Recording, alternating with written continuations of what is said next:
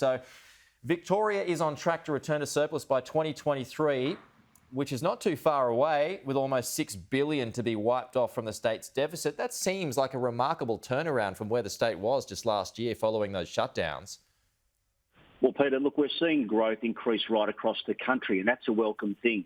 The trouble is that in Victoria, we've got a government who believes you can tax your way to growth. You've got a federal government that understands that the economy is fragile, coming out of recovery, coming out of lockdown rather, and they're trying to put more money into people's pockets, put more money into the pockets of business.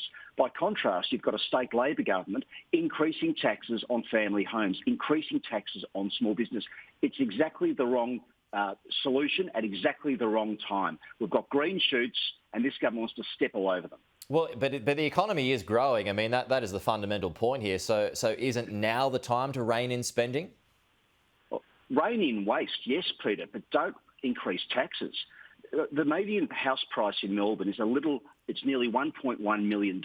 This government is now imposing a super stamp duty, treating people with houses of $2 million or more like the big end of town.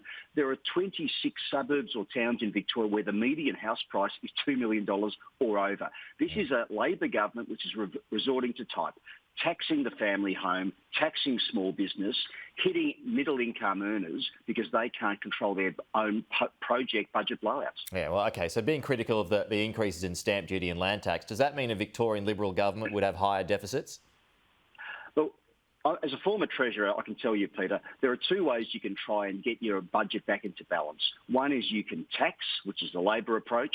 The other is you can grow the economy, which is my approach. We need to back small business. I've already announced a local business action plan to take Victoria's small business payroll tax from being the worst in the country to the best. We need to be competitive. We need the economy to grow. We need more people in jobs. Victoria's got the second highest unemployment in the country. You don't help that by increasing taxes on business. But your approach would lead to higher deficits though, wouldn't it? Well, not necessarily. This is a government that is literally wasting billions and billions of dollars every year on cost blowouts on major projects. Even in this budget today, we're going to see the Victorian taxpayer paying $1.4 billion extra for the Melbourne Metro Tunnel project because this government can't run it properly. If you can run your projects properly, you don't need to increase taxes or increase deficits. OK, so if you're not in favour of tax increases, what spending cuts then? Well, as I say, the waste that we see in this government is extraordinary. I've already mentioned major projects. This is a government that was paying $1 million a day to run hotel quarantine with nobody in it.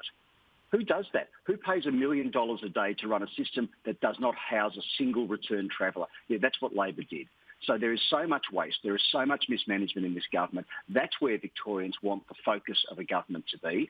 Focus on eliminating the waste and cutting taxes and growing the economy. Labor say, waste money, tax you more, spend more.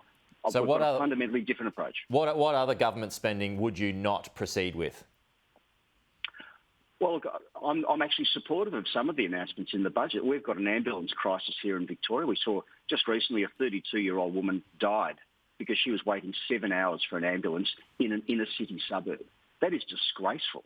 We need to fix the crisis in our ambulance service. We need to fix the crisis in our hospital waiting list. So I am very much in favour of investing in frontline public services. What I'm not in favour of is waste and mismanagement, which this government sets the gold standard on.